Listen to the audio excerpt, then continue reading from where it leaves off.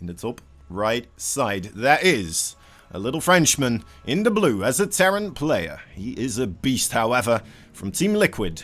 It is the one and only Clem.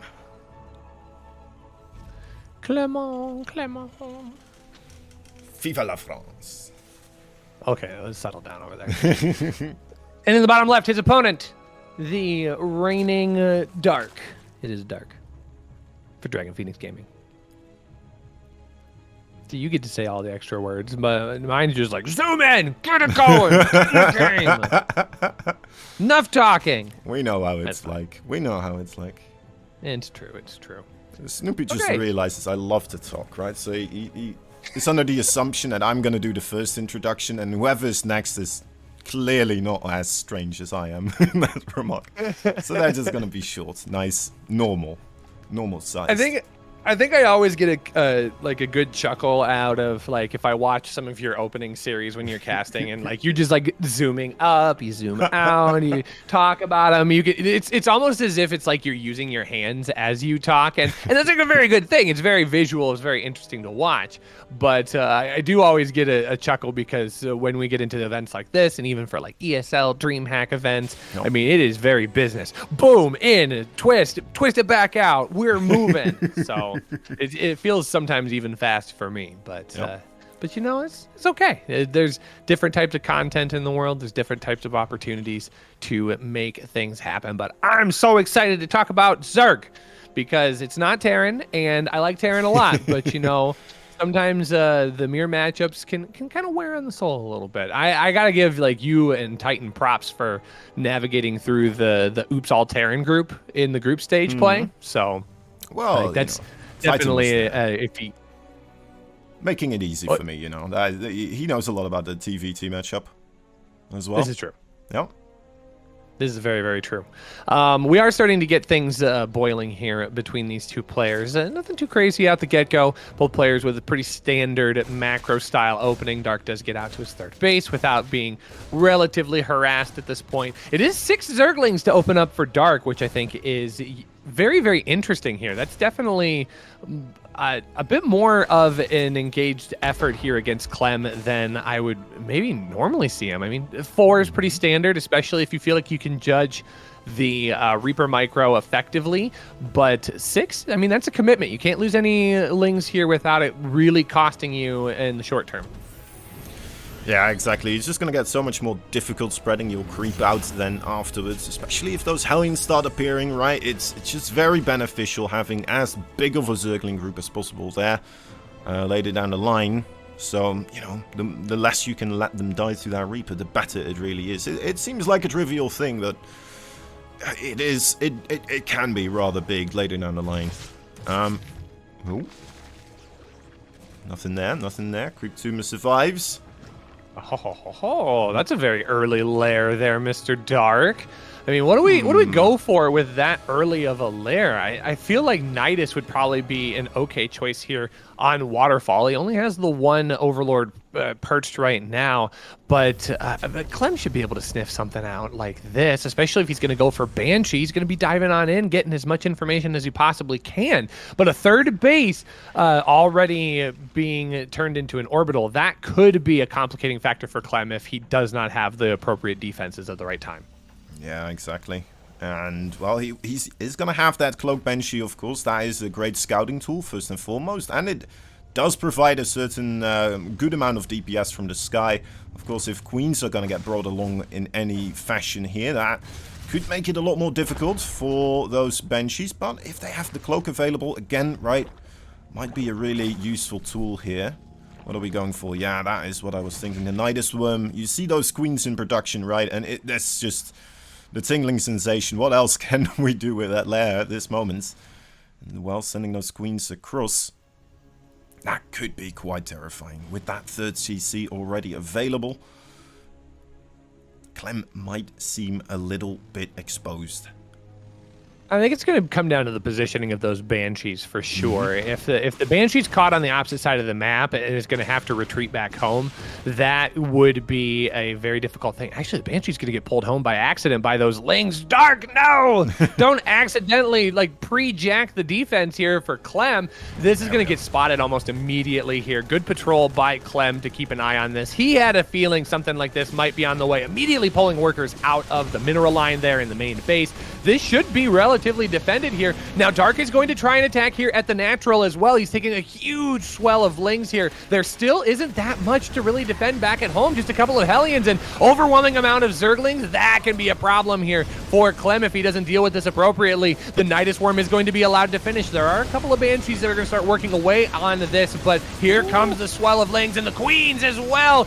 Getting good transfuses down onto this Nidus Worm. Oh my gosh, there's so many units, Kozan. That really was close. That Nidus Worm almost going down, but not quite. And all the Queens managed to arrive in the natural base of Clem, which is going to have to get forfeited here. Now on top of the high ground, looking to perhaps maintain a position here. But what does he really have going for himself? Desperate to get that factory onto the tech lab. Some sort of a siege tank would be wonderful here, but I'm not sure if he's going to get the opportunity. His third base, you know, also is going to have to get lifted up. There's no mining going on down there either. Dark behind this, still making more Zerglings, more Banelings. He is tasting victory right now. Well, and even getting that Nidus Worm off of the high ground is a small victory for Clem, but he's supply blocked. He just can't get additional units at this time. He's got one tank that's just about to pop out of the factory, but how do you deal with this many Queens? And now the Banelings are going to start rolling on in. Oh no, the tank getting caught by Banelings. It actually isn't allowed to maneuver. GG is called. And Dark, oh, he saw how long the first series went. He's like, nah, we got to trim this up. I got stuff to do. And he takes game one. Right now in the bottom left, it's the blue Terran needs to adapt in this best of 5 if he wants to advance. For Team Liquid, this is Clem.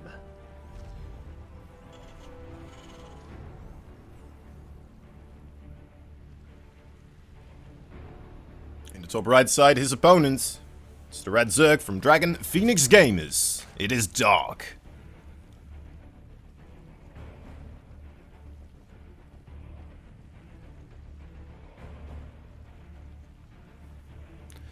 That is like a AfreecaTV bear as well, right? On this background, it looks like one. You know, I believe it. Yeah, sure. It looks like that cartoony style that they always got going for themselves. I like it, you know. Nice atmosphere. It's like they had a couple of artists come by and they were like, "Oh, we want a mascot somewhat in this, you know, kind of style." And then they were so happy with every one of them that they were like, "Well, let's just have all of them. Let's have all of them. Let's make a whole cast of all these wonderful creatures." Now, you know what? As someone who likes to do illustrating, sometimes I can very much appreciate that. All right. Now, Data C, I think Data C has some more opportunities for Clem to take advantage of, definitely. I mean, this is a nice Zerg map as well. There's a lot of run space, so Dark is definitely going to take advantage of that. But I don't know if the Nidus play in game 1 would really copy-paste as well over here to game 2. So Clem maybe is going to have a bit more opportunity advantage to develop this game the way he wants to, but I just sit here and I think, I'm like, what is Dark gonna pull out from the depths of his brain? I'm now starting to look at like really like important numbers here just at the very beginning. So 4 Lings this time instead of 6, a little less aggressive, a little less aggression focused, but gosh, I mean, not a whole lot of information here to scout from. Clem's doing a nice job of protecting his main right now. So if he wants to try and deviate and make something a little extra funky, he's going to have the opportunity. Loses 2 Zerglings here, perhaps? Oh, doesn't quite get the second one. Has to escape as the Queen pops out. Right, important that he keeps that Reaper alive, but in no condition to try and contest that Creep Tumor right now, so Dark knows what he has to do. Immediately puts it down as far away as he can, and that's a pretty okay start for him there, but something you kind of expect on the map with a ramp like this, right? Yeah, I definitely would agree. The very early third base, though, I mean, this is Clem dialing back into the longer form game. I mean, Clem wants to drag this out. I think he would love to play the long form macro game, and that's where his experience with Cyril and Raynor, I mean, talking about that earlier, that's where things would come in very, very handy for him. I mean, he's got that experience playing long drawn out series against those two players. And once we get into the late game, I mean, Dark doesn't have a whole lot that he can deviate on in terms of that late game composition. We're going to see that late game form into lots of Ling and Bane. We're going to get those Lurkers. We're going to get Vipers. That's going to be expected opportunities that Clem can then tap into. I mean, he's got good ghost control. He's a 5-time ESL champion for a reason. And I think that if he can get Dark to play a longer form game, I think Clem will not be a favorite by any stretch of the imagination, but I think he's going to feel incredibly comfortable. Yeah. If we do manage to get there, exactly. I would fully agree with you. His ghost control is, probably on par with that of Maru. That's what we always hear, right? Clem is kind of like the European Maru in a sense, and because of that, I'm secretly also quite excited about having a Clem versus Maru finals. I think that could be really cool, just to kind of have a way to, point to one of these matches as a result. When we're trying to settle the debates between Clem and Maru, like how close together are they? Is one better than the other one? But yeah, that's still a little bit away. I do like this, though. Clem's dialing up a bit of his own aggression here. He is getting concussive shells against all of these queens is going to be very impactful, but he's also picking up the armory as well. So we're going to have Hellbats on the menu here. He's really pulling Dark forward here. I love that he's getting these queens down out of that third base ramp. He's hiding a bunch of these units off to the side. Does not want to show every single thing he has going for him, but right now there aren't that many Marauders. I mean, there aren't even any with this initial push here. There might be a couple waiting in the back, but Armory is going to be finishing up here in just a moment. As Clem goes to take his third base, he is going to start a nice aggressive push here against Dark. He really wants to throw this Terran off. Here he wants to throw the Zerg off kilter.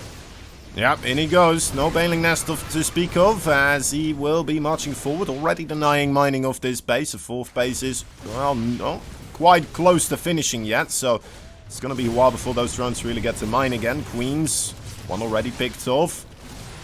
Nice that he keeps these Hellbats together for the time being when there's no Banelings around, right? There's no need to spread them out just quite yet, so I like what we're seeing here from Clem. Picks off more of these queens. He's got to be careful. 16 Banelings about to be ready, though, available here for Dark. But look at the amount of queens that are already falling here. There's no transfuse energy left whatsoever. And there it is. Oh, careful of that ramp, Clem. Okay, spread.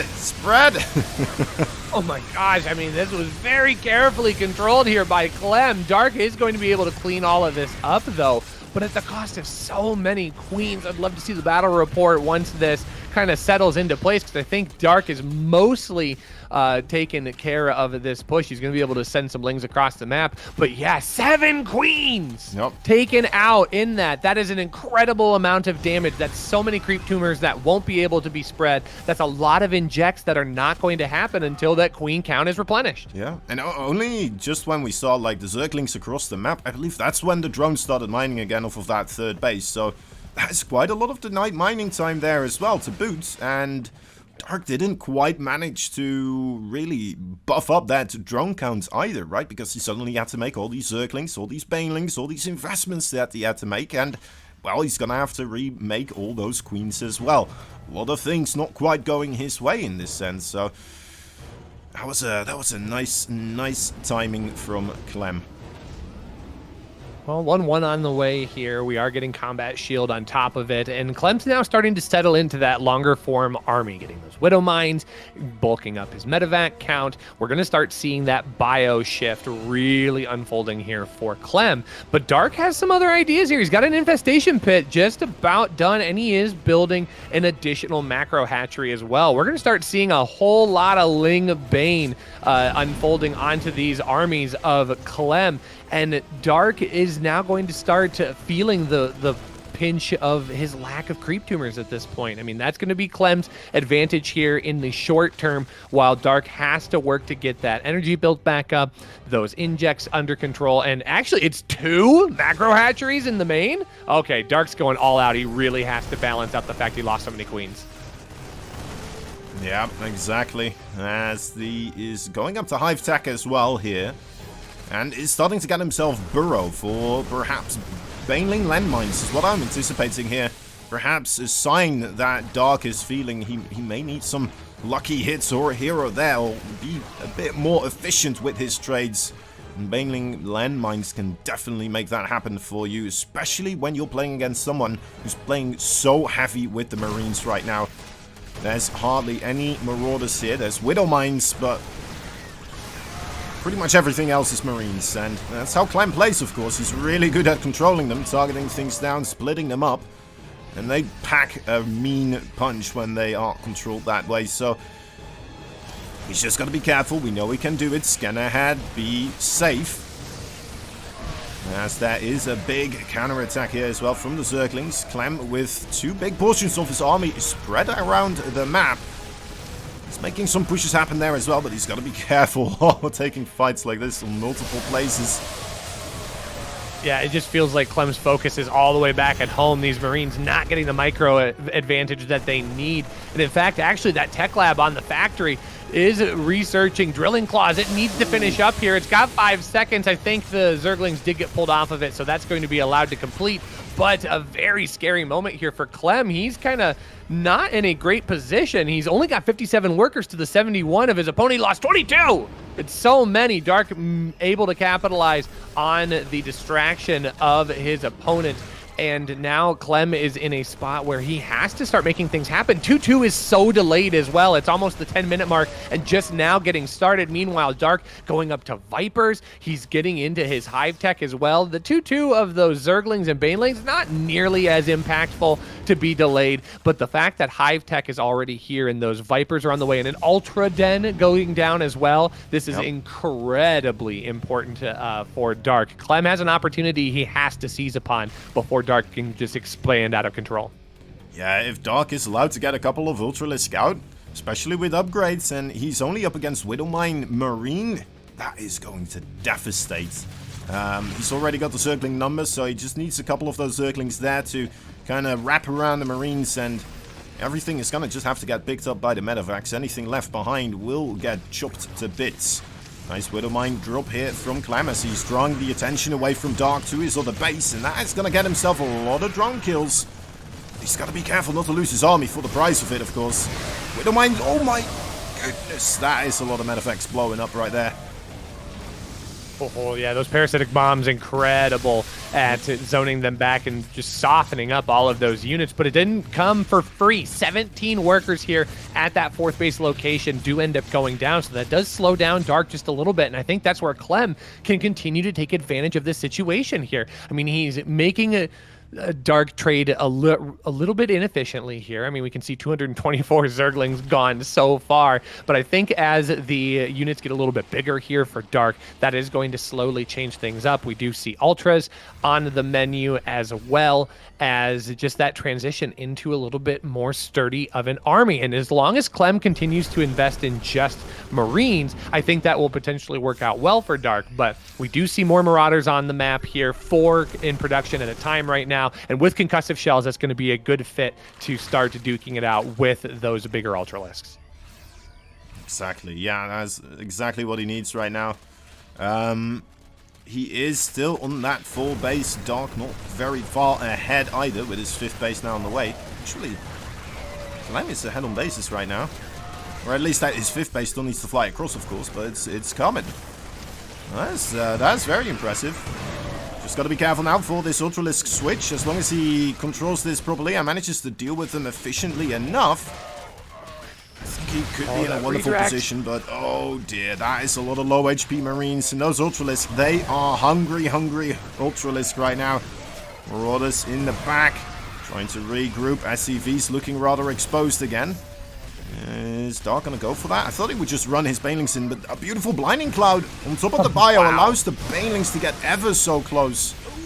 The Widowmine saves the day.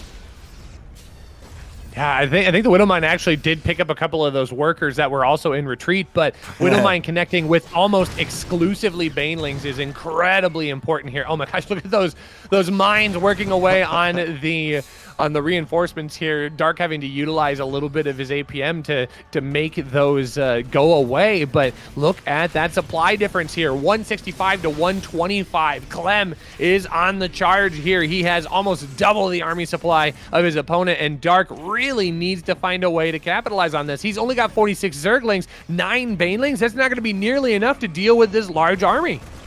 Exactly, and that Viper looks a little bit low on energy as well. Doesn't have a lot to work with there. He's got a... Okay, that's a lot of Banelings actually dying to that Widow... Or the Zerglings dying to that Widowmine. The Zerglings can be quite useful right now. He can't afford to throw them away. It's a throwaway unit, but there's a certain point when that stops being the case. We feel like we are reaching that point here for Dark, quite substantially so. As, yeah, he will have to just tap out right now. GG! Clem ties up the show 1-1. So, how do you feel on Stargazers here? Pocket map for, or pocket base for the Zerg. I think for the Terran it's fine. I think it's a good thing. But how do you feel about it for the Zerg player? Well, we usually just don't see them take it, right? It's kind of there as almost a platform for the Terran to mount offensive maneuvers from into the main base.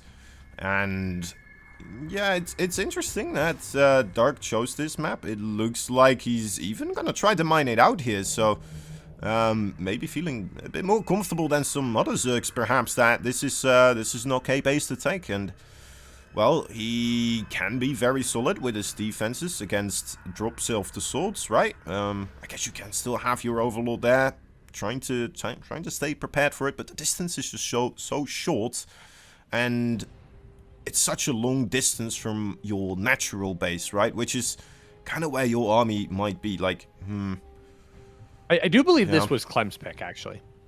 Yeah, but there was no veto there, right? So true. Yeah. So yeah, I get what you're saying here. By not vetoing it out of the pool, he's allowing it to take place. Yeah, that makes sense. Yeah. I almost would have wondered if maybe he was hoping, maybe Clem will take that game 5. Maybe he'll want to go for Tropical Sacrifice before, or inside and out before this map. Yeah, I get what you're saying. So. But I also can imagine that Dark probably for game 3, in his mind, was probably like, I'll be up 2-0, whatever. Let Clem have his game 3 win. I can just close him out in 4. But yeah, now we're in a vastly different situation here, where a win for Clem on an advantage could actually put Dark in a very deep hole he has to climb out of. But look at this. Dark takes the pocket. He takes the pocket base. Yeah. Yeah, I'm curious as well as to whether or not he'll mine out those minerals leading up the ramp. If he is going to go with Zergling Baneling, it might be beneficial to have that available against the Terran player, who's going to have medevacts anyway to ferry his way across, right? And just make life miserable for you. So we'll see. We'll see how he's going to try to prepare defending that location, perhaps. Or if he's just going to let it be. And, well, is he going to try to just make queens here? Is he going to try to go for Mutalisk maybe as well, just to ensure that he can take down medevacts and such, trying to hop into those locations? I don't know. I don't know, Rushi. I think this is probably the map that he could go Mutas on, and it would be incredibly beneficial. Yeah, I just always look at that top of the map where all that dead airspace is. I mean, we talked about already how it's a very good place for drops. It's a very good place for tanks to kind of get into position and just siege up right by that Zelnaga tower. But it seems as if Dark has different plans here. He's going to get a Roach Warren down. I could also see Dark just kind of wind up, take that pocket base for his best run, and just overwhelm his opponent with a large amount of Roach Ravager. But it seems as if Dark has a masterpiece in his head right now, and all the way around, we're getting kind of a standard-ish game where both players know exactly what's going on, and I don't think they're overwhelmingly concerned. But yeah, Dark is really starting to bulk up his numbers here so far. Yeah, exactly. It looks like a difficult situation for Clem to really get these units in here, so up until this moment, creep spread is seemingly going all right. looking It's just pretty 3 good with gas. it. It's just 3 gas right now. I mean, he hasn't taken any gases in the main, no gases in that Yeah. pocket expand. So, or excuse me. No, it's just 2 gas. There's no gas in the main. Okay, now he takes the 2 gas in the main. So now we're getting up to gas 3 and 4. He did grab, he started burrow. Was that by accident? Did that get canceled? I didn't see it complete on the right-hand side. This is very interesting. Dark is starting to rapidly expand here. I think he's going to start getting that 1/1 upgrades here for these ranged units and really start just kind of hammering away at Clem. There's no reason to finesse if you can just take a battering ram and just knock down the front door. Yeah, perhaps, man. It is starting to look a little bit... Well, I'm not seeing any big flux of overlords for the time being, so... Maybe he's just trying to be defensive still? He's gonna have to defend against this drop so far. Just losing a little bit of creep. That's alright. He has those queens this game, right? To recuperate those 2 miss with. Bring them back into existence. And there we go. Yeah, he's just gonna set up a big wall of overlords there. Apparently, someone in the chat said that this is, you know, just what Dark does these days. He just takes that pocket base and... well, apparently he does okay with it, so... I mean, it has been left alone pretty substantially, right, by Clem so far. I mean, it does make sense. I mean, Clem does like to play more Widowmine than he does tanks. He is getting tanks out, and I think that's a good choice by the Terran player. But, I mean, if you don't think that your opponent is going to need that base harassed initially, I mean, why get those tanks out early? You can start with your normal build, get into your mobile army. Oh, it's a Nidus network. You are absolutely right here. That wall is also going to be very helpful here because getting up into that pocket expand with that army is going to be difficult for Clem, especially if he starts moving out with tanks in the center of the map. But yeah, Dark's got the formula here, and he's starting to make things come to a head here. Gliober Constitution's going to be finishing up here. That 1/1 going to be finishing up Missile and Carapace. It's going to be a lot of Roach Ravager entering into that pocket expand. Yeah, it will be. And, well, Clem is sitting pretty high and mighty with that 3 base economy here. Still somewhat preoccupying Dark, but, I mean, there's the queens. No way those medevacts are getting in there. You would need to get some siege tanks on the ground before, so you can zone those queens out, and then you can try to get your medevacs in. But until that happens, well, Clem is just going to be toiling around on the edge of creep here. And, well, again, he's you know, lessening the overall creep that is available. If he hadn't, probably creep would be touching his base by now. But it's not going to be enough to win a game against Dark, right? He is going to have to try and defend against this Nidus network that might be hitting at full force here. Oh, this is actually really good timing here for Dark. Clem has taken the bulk of his army out here. Sure, those Marines can get into the medevacs and be ferried into that main base, but the tanks are a different story here. There needs to be a way for Clem to retreat back home, but instead it looks like Dark is just going to jump on top of this army here. The tanks are going to siege up, but that's Roaches and Ravagers coming in from every single angle here. So those tanks, while they do get some good shots off, they are absolutely not going to deal with the bulk of this army here. 183 to 126, the army supply dwarfing that of Clem's. And now all of a sudden you're going to have to defend back at home, and I think this is going to be the moment where Dark takes that Overlord and starts dropping down a Nidus network. How unfortunate for Clem that he's going to have to fight on 2 different fronts here. It's exactly what Dark was planning. This is beautiful. Yeah, that surround was so good. It just absolutely magnificent. Clem stepping onto creep for a short period of time and suddenly just entirely surrounded by roaches. A full circle drawn around Clem's army with roaches there. It felt like as Dark now pushing further forwards, the 3rd base of Clem in a lot of trouble. He's holding the front at the natural base quite well, and he wants to trade as sufficiently as possible as well. Gets rid of that Nidus worm, so it's impossible now for Dark to just ferry those units into the 3rd base together, right? So a bit more difficult for him to get everything clumped up, but looks like he doesn't mind too much. Another open doorway now in the natural base, and that's where the roaches will find more SCVs to kill as Clem's base is on fire. It's being burned to the ground by a bunch of roaches spewing acid, and well, the supply is telling a daunting story here. GG is called. Dark takes game number 3. On the verge of elimination, can he scrape together a win to take us to game 5? For Team Liquid, this is Clem.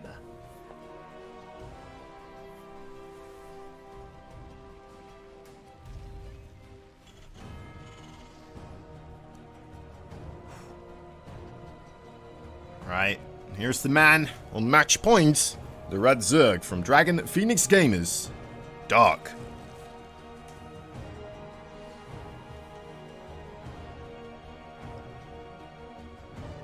That's a bit of an artist kind of look now, right now, right? With the facial hair going on.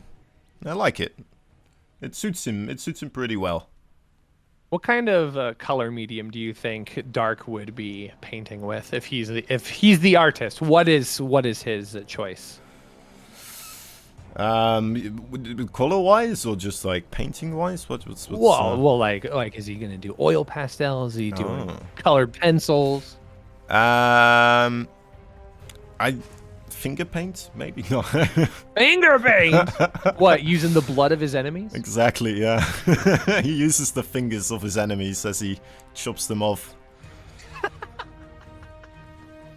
Oh no. Oh. Well, okay. So, I mean, if that's going to be the palette of Dark, I mean, what would be the palette of Clem here? I feel like Clem way more sophisticated. Yeah, Clem. Clem also would do okay. I feel like an artist, huh? Just his looks wise right now.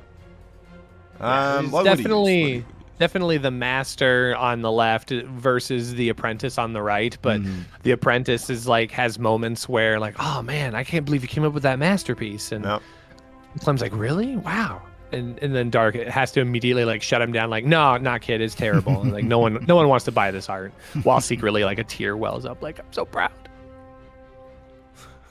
Ooh, 6 Zerglings once again. He's respecting that Reaper.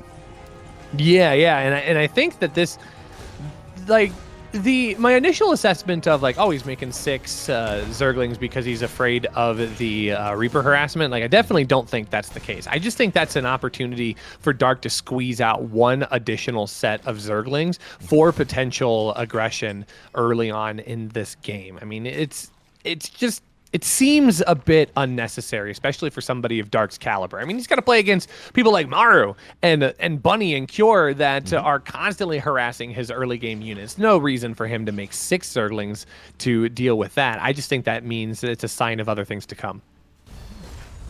All right. I'm not entirely certain. I feel like he does this against like Maru and Bunny of the likes as well sometimes, right? I think so. But, maybe I'm wrong there. Maybe I'm wrong. We'll see. He has been very aggressive after all today so far, so. Third base. With another starport. I'm expecting to see just more Hellion Banshee here from Clem. We could start mixing it up. Not seeing a lot of Marines being produced, however. And Viking first wants to deny the scouts. All right, he's not letting Nidus get in this time around. No, sir. Yeah, exactly. That's a good point.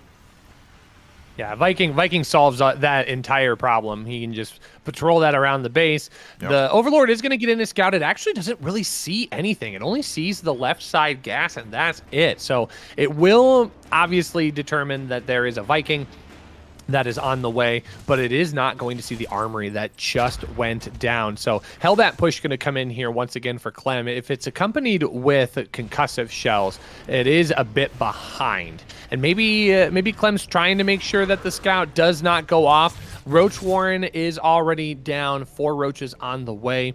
That's going to be its own level of aggression here. I think both of these players are getting ready for each other to be entirely aggressive, not realizing that, oh, we're going to meet each other at the exact same time. I think this is going to be an interesting push.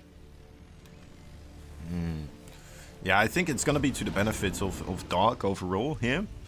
As he is on his own side of the map, he's Roaches are pretty darn good against those Hellions and Hellbats. I wonder if we're going to see Clem just kind of readjusting his plans here. Quite quickly throws down that third base as he sees the Roaches. Hellions are coming back across. But still will have a bit of aggression here with that medevac. That Viking helping out, stopping any potential overlords seeing the medevac coming in. It might be too little too late. Where are the queens for Dark? They're not here. The drones do get evacuated. Back at home for Clem, of course. This is maybe where the true trouble lies. I think it's a matter of how this engagement is going to be navigated here for Clem. He is going to have a little bit of time here at the wall as these units are going to have to clump up as they come through this choke point, but there's just not a lot to deal with the Hellbats right now. Losing the medevac, though, is important. That's a good win for Dark, as Dark is now broken into the natural expand here. That bunker is going to be incredibly important. One tank in the back does get picked off by Ravager Fire, but here come the Lings to surround these units. A Liberator is added into the mix as well, but there's just enough Ravagers here to knock it out of the sky, so that's not going to be an active part of this defense anymore. 9 workers do end up getting picked off, but Dark does have to take a step back, but I think it's only for a moment. All of the aggression on the opposite side of the map, Kozan has been cleaned up, and Dark is on the offensive once again. Yeah, he did manage to squeeze out 12 drones there as well, as the attack was slowing down a little bit. But yeah, now he's moving back. The overall worker count here, looking at that, I would say that Clem is still in a pretty good position overall. Didn't take too much damage here, but like, oh boy, he doesn't sit still, does he? Mr. Dark making more Roaches, making more Zerglings, making more Ravagers, and he will be trying again here, having lowered those siege weaponry numbers of Clem. He might have an opportunity still to just burst on through, as there's no wall in that natural base either, is there? So no, not to mention that he's going to have to spread out his defense to multiple locations here. There is no fourth base for Dark, so I mean, this is a rather invested opportunity here for Dark, who has put a ton of resources into this army. There's just enough tank coverage here on the high ground that this could potentially be okay for Clem, but not if he gets completely surrounded. Those Marines are going to be taken care of, but the boys get pulled off of the line here to cover for the tank. That was such an important move here for Clem to keep these tanks alive. 2 tanks can absolutely save the situation, but not if he loses every single bioforce on the ground. 18 workers trimmed off. There's no resources left. The tanks are going to fall, and I think this is going to be a quick end to this series, Kozan. yeah, it's a little bit of an opposite series than the one we saw before, but it is still quite a tense one. Clem was trying to hold on for so long, seeming to be potentially okay still, but the Dark has the killer instinct. He smells that blood in the water, and he knows he's going to get himself some more finger painting pretty soon to do.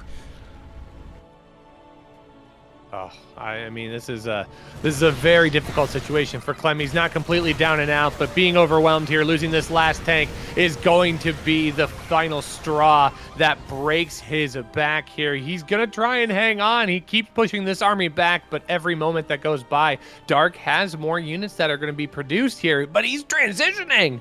Clem's lost 32 workers here, and Dark's like, no, I'll play this out if you want to. He's got a 4th base on the way. Clem is in such a rough spot right now. He's going to scan that 3rd base. I almost thought that the scan might be the end of it. That 4th base being produced here as well. 58 workers to 36. Clem has some opportunities to try and get himself back in, but I mean, wow, what a mountain he's got to climb. Yeah, it's going to be a rough one indeed. It's an uphill battle from here. I thought he was going to be in a better position with the second attack coming in, but like you mentioned, those Marines running down the ramp at the absolute worst moments imaginable and getting caught by all those Zerglings. And a much more efficient trade than perhaps should have occurred did occur in favor for Dark there. And now he is just in, well, a position where he's killed so many of the SCVs of Clem that Dark can sit back, be pretty comfortable, still drone up quite heavily while, you know, making some armor units here and there, just to be safe, get his next tech out, get his upgrades going, and a 3rd attack. with roaches seems to be his play here. As we see those numbers starting to swell up more and more so. Yeah, I mean, the problem is Clem's got to find a way to deal with Dark's growing roach force here. I mean, Dark can just max out on his roach army. It's going to line up perfectly with his Glio Reconstitution, his +1 missile, +1 carapace. I mean, this is going to be an incredibly strong attack. And what's actually happening here for splash damage or siege? There's only one tank being in production right now. I'm not exactly sure what he has available for him for current numbers. Maybe we can get a look at the units tab here and see what he has back at home. There are a couple of tanks here. I mean, 3 in the naturals, not insignificant, but again, like, Dark is just going to be able to throw an entirely maxed out army at Clem. Even with good positioning here, Clem still has a lot that he has to try and overcome, and there's going to be a Nidus network to go alongside this. This is yeah, Dark is going for the kill here. He's got the dagger. He's going to plunge it deep into the torso of Clem.